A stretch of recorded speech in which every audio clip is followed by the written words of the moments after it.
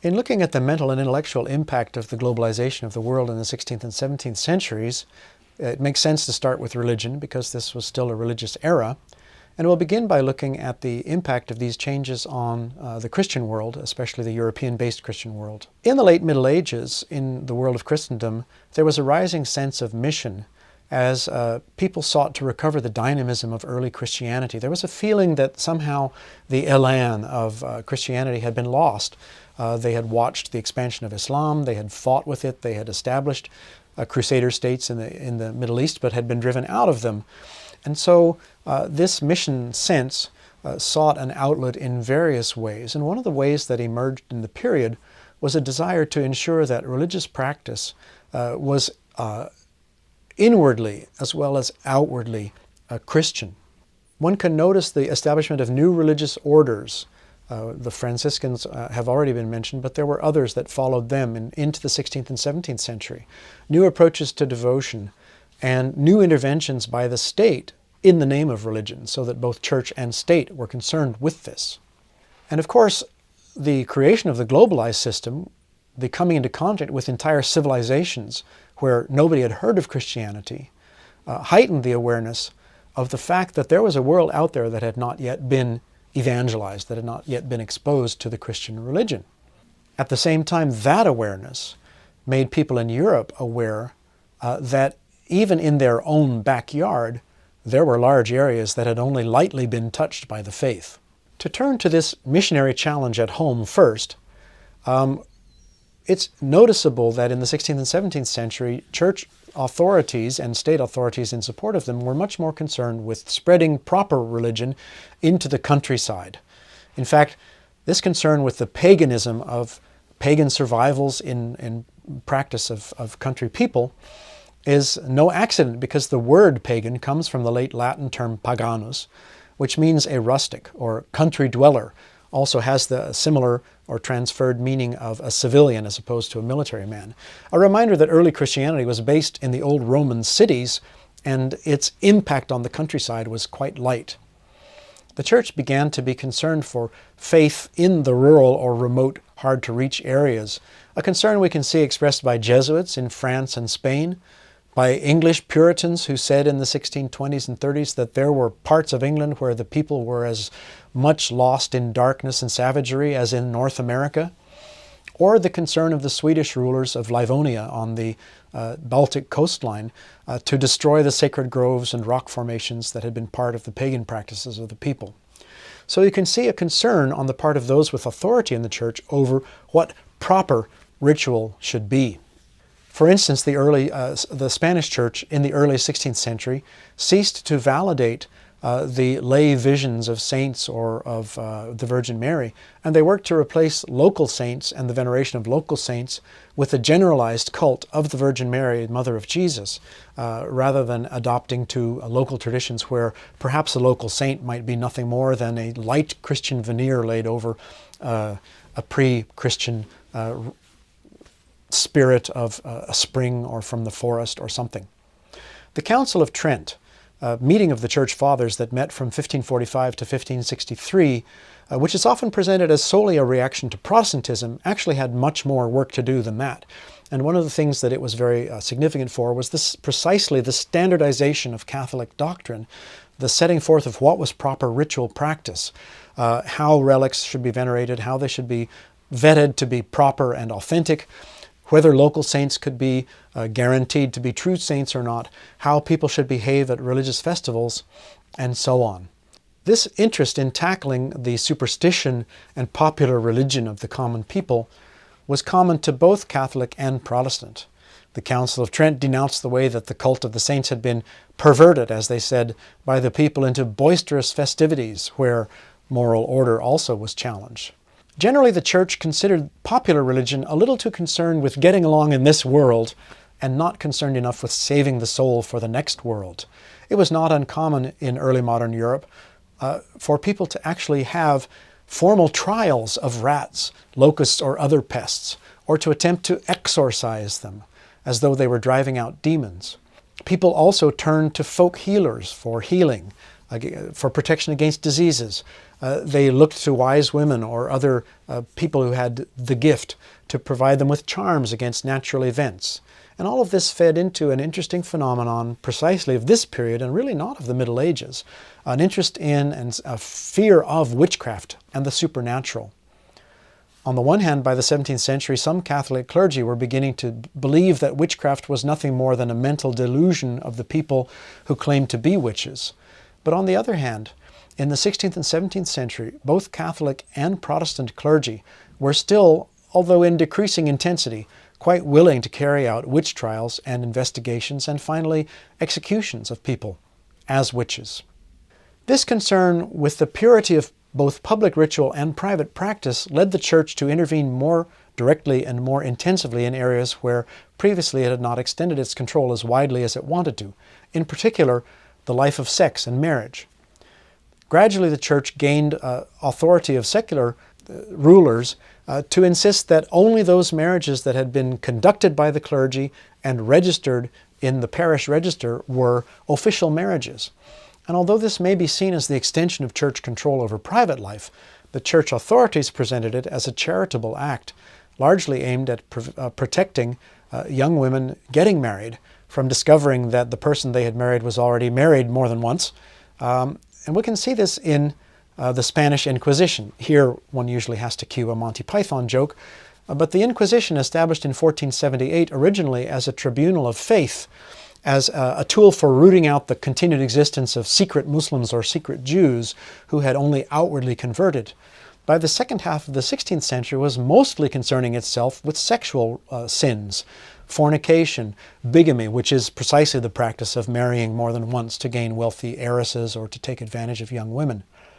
In general, the Church for a long time had been quite suspicious of sex, but by the 16th and 17th centuries it was willing to tolerate it as long as it was licensed by the church ceremonies. In the Church of England this was called benefit of clergy. So to be married without benefit of clergy was the common law practice of recognizing that 7 years cohabitation equated to actual marriage.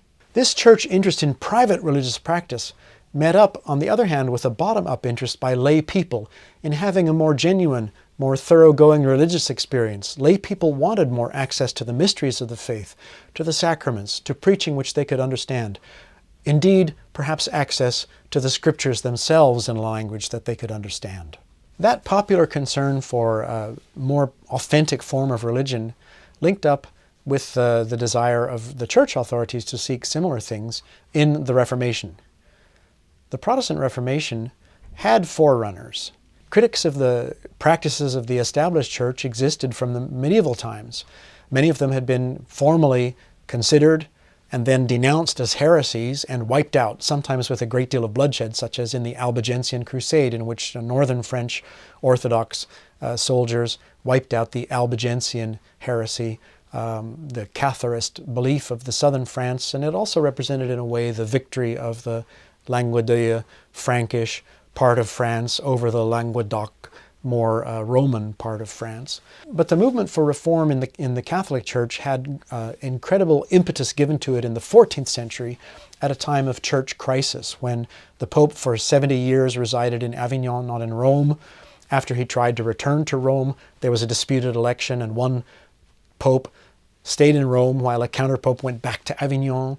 The attempt to solve that problem led to the creation of 3 popes, each one claiming to be the heir to St. Peter and the Vicar of Christ. A very complex situation resolved only at the beginning of the 15th century by an ecumenical church council, which tapped into one of the competitors for papal authority, which was the idea that it was the church in council that was the head of the church, the so-called conciliar movement. Other critics of the church emerged in various forms of clerical preaching, most notably in England by John Wycliffe. Wycliffe's teachings were considered heretical, but only after his death. So his bones were dug up and were burned formally as a heretic. But the protection of John of Gaunt kept him alive throughout his lifetime. Not so fortunate was a Bohemian scholar who was familiar with Wycliffe's work because of the connections through the university system of the church at the time and the dynastic marriage of the King of England with one of the daughters of King Charles IV of Bohemia. Jan Hus, or John Huss, as most American Protestants know him, was a popular Reformed preacher in Bohemia but he was denounced as a heretic, tried at the Council of Constance, and burned at the stake in 1415. One of the things that he had objected to was the sale of indulgences, a papal document which forgave years in purgatory to the sinner in return for a financial contribution to the church. And the outbreak of the Protestant Reformation with Martin Luther at its head owes something to the return to this question of indulgences by the Renaissance popes, who decided one of the popes decided to build St. Peter's Basilica in Rome and needed money for it. And so he dispatched Dominican friars throughout Europe to sell indulgences to raise money. And when one of them arrived at the university town where Martin Luther was a student, Luther, an Augustinian, Augustinians and Dominicans often disagreed about questions of theology, Martin Luther nailed to the church door 95 propositions or theses, which he declared himself willing to debate. Among them were denunciations of the sale of indulgences. But Martin Luther's own personal journey to the Protestant Reformation began with himself long ago in his childhood, where he became so convinced of his personal sinfulness that he could not convince himself that he was saved. He tried to do good works, he tried to behave like a good Christian, and he always knew that he was falling short.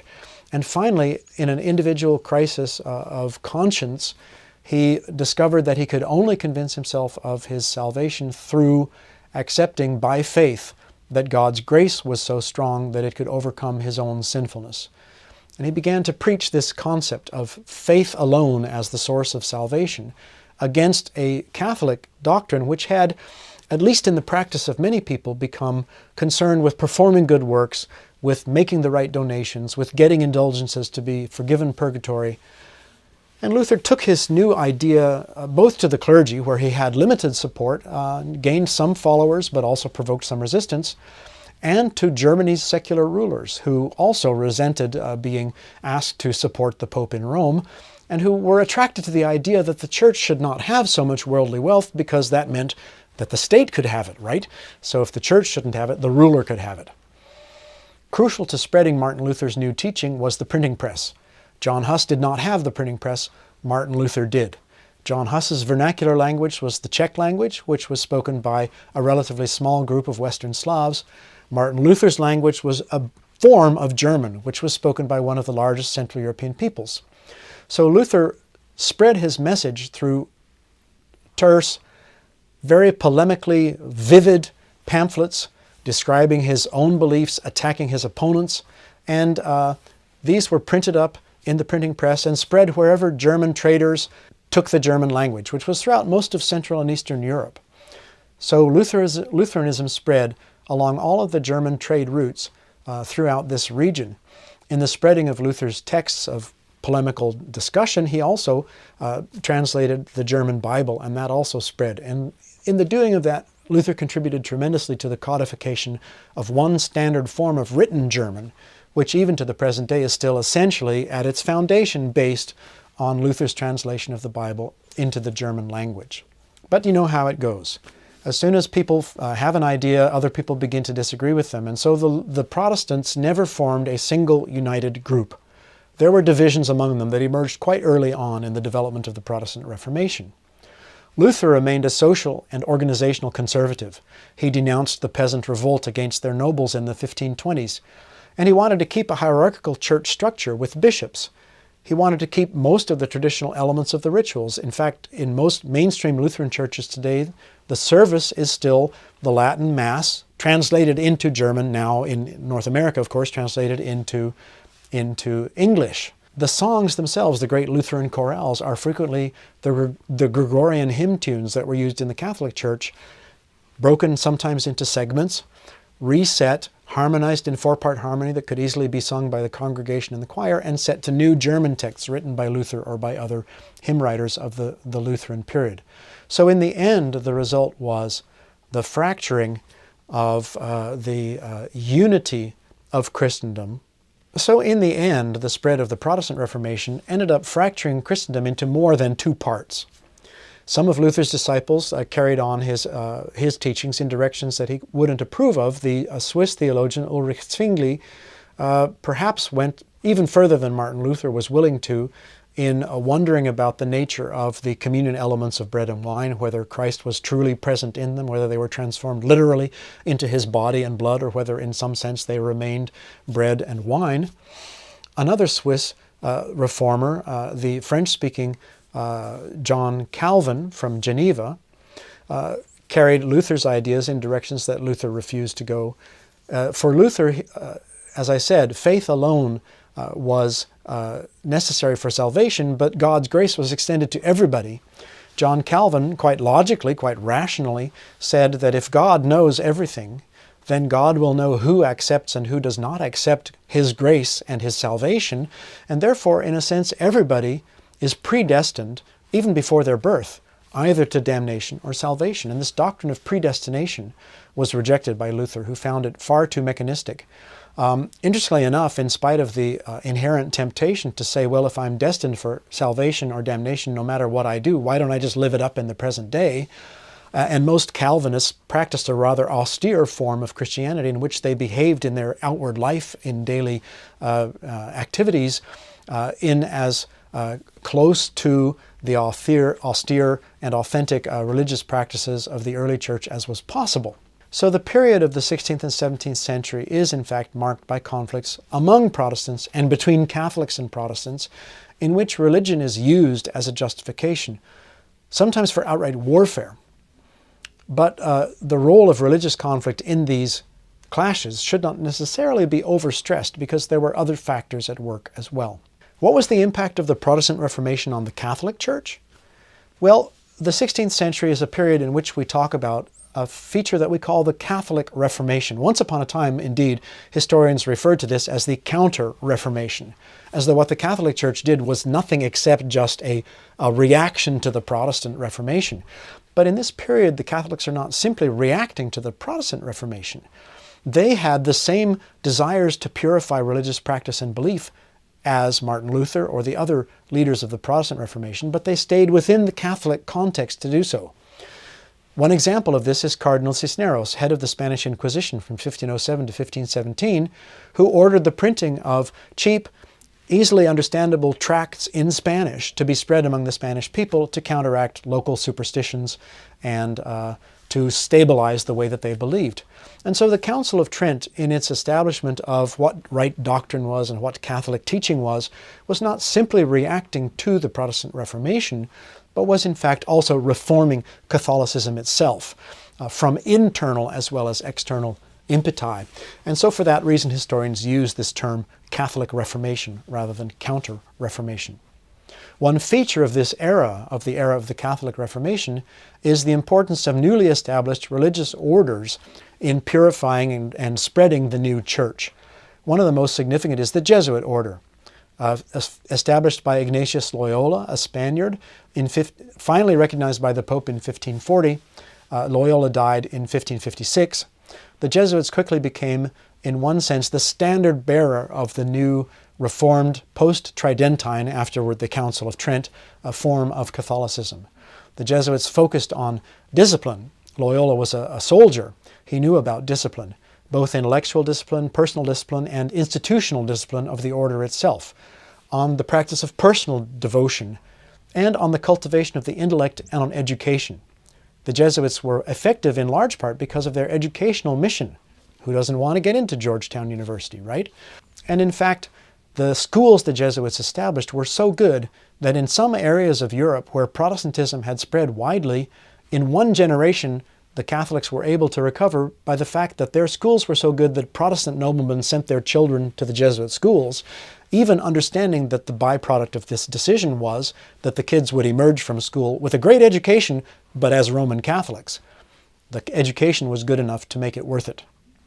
So for Catholics, the spread of various post-Tridentine reforms, such as the imposition of the necessity of frequent communion, the intensity and spread of the veneration of the Virgin Mary, and the development and spreading throughout Europe and the New World of new orders, all these trends meant that more people became involved in religious life, just as was happening within the Protestant world in Europe.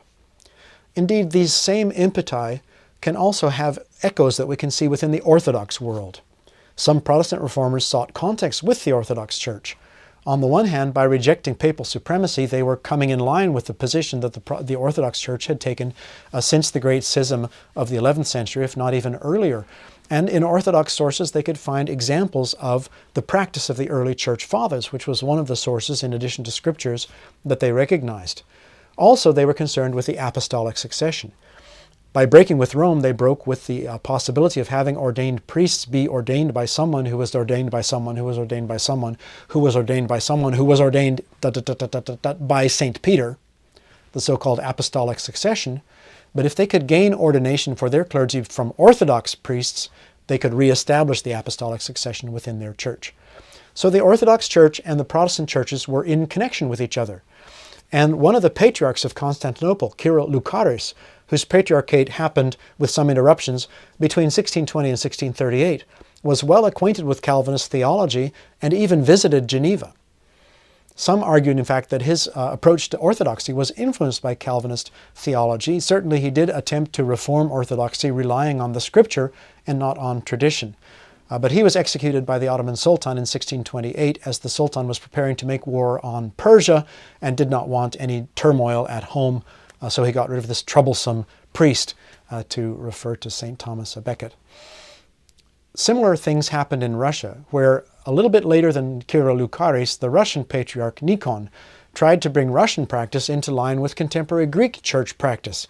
The Russians, as they got hold of new Greek books, discovered that the practice of their church deviated in some ways from what the Greeks were doing, and they tried to bring it into line with that, which caused reaction and resistance from supporters of the old ways who named themselves Old Believers. One of the most significant Old Believers, about whom we know a lot because he wrote a very engaging and open autobiography, which we have as a document, is the archpriest Avvakum, who railed against Nikon's reforms, but also against the superstitions and the craziness of some of the folk customs that existed in the countryside in ways that were still also very similar to those of Protestant clergymen.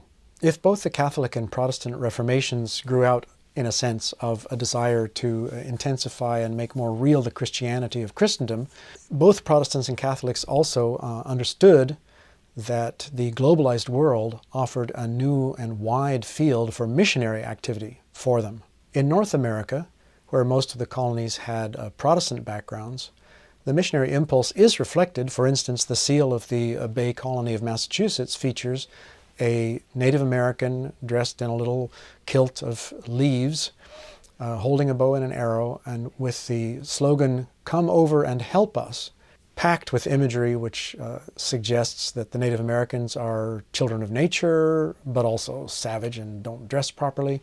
And to any Puritan or other educated Protestant Christian, the image would immediately remind you of Adam and Eve after the fall, but before salvation, when they sewed together clothing of fig leaves to cover themselves once they realized that they were naked. And it would also remind you of the moment in the Acts of the Apostles when Saul of Tarsus, now called Paul, decides to take his message to non-Jews when he has a dream of a Macedonian standing on the other side of the Aegean Sea from where Christianity had originated, saying, "Come over and help us." Nevertheless, Protestant missionary activity was not at the forefront of the things that the Massachusetts Bay colonists or other North American colonists carried on. There were some exceptions. The Moravian Church pursued active proselytization among native communities, establishing Native American Christian cities. William Penn, the Quaker and founder of Pennsylvania, insisted on treating the Native Americans with respect and making genuine treaties with them. But in general, the Protestant Church, whatever variety it was, Puritan, Church of England, Quaker, Moravian, these churches lacked the resources to carry out a long-term, expensive, generalized, and sustained effort to proselytize outside of the areas where their immediate followers lived. It was really only the Roman Catholic Church that had the institutional structure to carry out such extensive and ambitious mission activity. Roman Catholic missionary activity outside of areas in the global world where Spain had control was spotty in the success it had. In the Philippines, the Catholics were competing directly with Muslims, especially in the southern part of the islands, where Muslim expansion had brought the new faith into regions where even to the present day there is conflict between the state and Muslim insurgencies. In Japan, where the Franciscans and Jesuits were both active, they took a different tack by focusing on converting the potentates, the daimyo, the feudal lords of estates, because once you convert one of them, you can have success among all their followers, because it's sort of enjoined on the people who were subordinate to this person to support him and follow him. So the Christian missionaries had significant success in Japan, but that success was their downfall, because it made the central authorities worried, and eventually, after restrictive orders were followed and persecutions against friars were carried out, in 1630 Christianity was formally banned in Japan. In China, where the Jesuits were very active, there were also some successes, but in the end, the long-term impact of the Jesuit mission in China was perhaps not as deep as the Church had hoped. The Jesuits in China had limited success for three basic reasons. One is, the thing that interested the Chinese in the Jesuits the most was not their Christian message, but the fact that they were expert astronomers and could establish and revamp the imperial observatory. Secondly, the tactics that the Jesuits adopted were long-range tactics. They did not immediately denounce or try to change Chinese ways. They tried to assimilate, tried to adapt to Chinese ways, and they hoped to convert the emperor or members of the imperial household. But the 17th century in China was a time of great turmoil and conflict, and every time they scored a success, it was quickly undone by a reversal in fortune. Either the converted member of the imperial family died, or the Ming dynasty was thrown out and the Jing dynasty came in and you had to start again. And the third factor that limited their success was that the Church itself was a little bit dubious about the tactics the Jesuits were using. Most of the Jesuits accepted Chinese veneration of the ancestors, seeing it as similar to the veneration of Catholic saints. But in the end, the Church outlawed it and finally suspended the Jesuit mission. In the New World, where the Spanish or Portuguese ruled directly, conversion had followed a different strategy. In Spanish America, it was from the bottom up, mass conversions of the local people. In some ways very much like the early Church. But there were some doubts about how deep this conversion had actually run. The demographic collapse of the population also undercut the Christianization. And finally, rivalries between the Dominicans and the Franciscans led to some accusations from one side to another about superficiality of the conversion or the continuation of pre-Christian beliefs and rituals. There were concerns in church circles, indeed, about the survivals of pre-Christian belief and practice. Even something as much a part of Mexican Catholicism today as the cult of Our Lady of Guadalupe was viewed very suspiciously by the Catholic Church at various points as perhaps too closely related to some Aztec-era venerations of female figures. And in some cases, accusations of apostasy or witchcraft or pagan practices led to deep violence. Some inquisitions and executions in Mexico in 1562, in Peru in 1609. And yet in the 18th century, the clerics were making the same kinds of complaints about the superficiality of their flock's Christianization and about the survival of pre-Christian practices as were being made by their earlier colleagues. Nevertheless, through Christian missionary work, much European and Christian influence was nevertheless transmitted to native societies, in particular as a result of the so-called stranger effect, where an outsider is treated with particular reverence and politeness, and he's listened to and has an impact. Christianity was not the only world religion that experienced missionary activity during the 16th and 17th century. There were inward missionaries in the Buddhist world. In China, for instance, in the 16th century, two scholars, Zhu Hong and Han Shan, began to expound a form of Buddhism that was a religion which could be followed at home and which did not require a priestly class. And later, in the 18th century, Beng Xiaosheng explained how to pray without using images.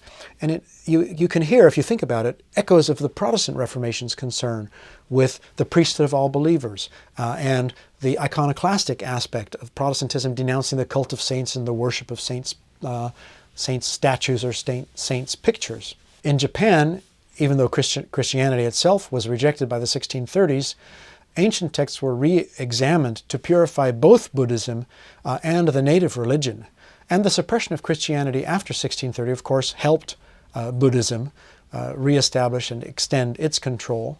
Among the Mongols as well, the Mongol ruler Altan Khan, who ruled from 1530 to 1583, used Buddhism to try to help unify his empire or kingdom with direct help from the Dalai Lama in Tibet by spreading correct Buddhist practice among the Mongols and from the Mongols into Manchuria. They attempted to unify the realm, and Buddhist missionaries carried out actions against the shamanism of traditional Mongol belief and the fetish cases, the tangible expressions of that belief that were just as iconoclastic and just as vigorous as any Protestant or Catholic missionary in pagan society as well. Attempts to completely destroy shamanism, in fact, only had limited success. Islam also spread widely in the 16th and 17th century throughout parts of the world where the Muslim trading routes ran. In Southeast Asia and in Africa were the two great areas where it expanded. It expanded using four major forms. Most significant, perhaps, was commerce. As trade spread throughout the region, as Muslim traders went along the Indian Ocean trade routes, of course they established, wherever they settled, mosques. They brought holy men to teach. They established schools and so on. Deliberate missionary effort was also one way in which it spread. Holy war was still present, but not the dominant means. And by marriage, dynastic links between elites helped bring Islam as important Arab traders or other Muslim traders married into local elite families. So merchants and missionaries spread Islam together. West Africa is one place where the spread of Islam can visibly be noted through the intermarriage of the families of holy men into important families of West African leaders and rulers. Muslim mystics, called Sufis, also helped spread conversions by preaching forms of devotion which could attract people's attention. In Africa, the Muslim schools also played a great role in spreading the faith. The kinds of education that were taught there were not limited merely to memorizing the Quran or learning Arabic, but included education in sciences, mathematics, and also literacy in Arabic and sometimes also in local native languages using the Arabic script or in a trade language such as Swahili.